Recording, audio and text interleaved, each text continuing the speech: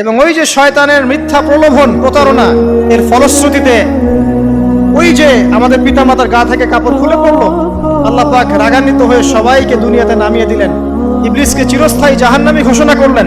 কিন্তু আমাদের পিতামাতার ক্রন্দন, তওবা, ইস্তেগফার, আমলের বদৌলতে আল্লাহর রহমতে আল্লাহ পাক পিতামাতাকে মাফ করে দিলেন।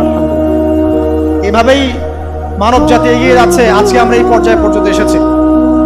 আদম আলাইহিস সালামের এই সংক্ষিপ্ত জীবনী থেকে আমরা কি শিখলাম? আমরা শিখলাম যে আল্লাহ রাব্বুল আলামিন অনেক ভালোবেসে, অনেক মহব্বত করে, মমতা দিয়ে, মায়া দিয়ে নিজের হাতে আমাদের পিতাকে সৃষ্টি করেছেন। এক, দুই, আমাদের পিতাকে আল্লাহ রাব্বুল আলামিন তার পক্ষ থেকে জ্ঞান শিক্ষা দিয়েছেন। এই কারণে আদম সন্তানরা জন্ম থেকেই দেখবেন কিছু না কিছু জ্ঞানী হয়েই থাকে। জ্ঞান আপনার ডিএনএ এর মধ্যে থাকেই। আল্লাহ রাব্বুল আলামিন আদম আলাইহিস সালামের মধ্যে রূহ ফুঁকে দিয়েছেন। আল্লাহ রাব্বুল আলামিন আদম আলাইহিস সালামকে জান্নাতে রেখেছেন।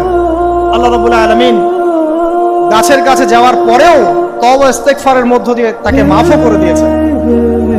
আল্লাহ রাব্বুল আলামিন আদম এবং হাওয়া আলাইহিস সালামের মধ্য দিয়ে এই পৃথিবীতে মানব জাতির সিলসিলা অব্যাহত রেখেছেন এবং কিয়ামত পর্যন্ত যত আদম সন্তান আসবে তাদের জন্য আল্লাহ পাক তার পক্ষ থেকে হেদায়েত প্রেরণ করেছেন। এক যুগে তাওরাত এসেছে, কখনো জাবুর, কখনো ইনজিল, কখনো কোরআন, সর্বশেষ টেস্টামেন্ট হিসেবে কোরআন এসেছে।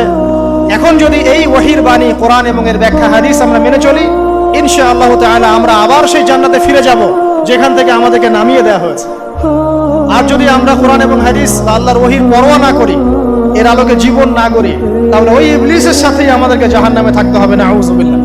আল্লাহ রাব্বুল আলামিন আমাদের সবাইকে কোরআন এবং সুন্নাহ, আল্লাহর ওহী মেনে চলার তৌফিক দান করুন এবং ইবলিসের খপ্পর থেকে আল্লাহ পাক আমাদেরকে বাঁচিয়ে রাখুন।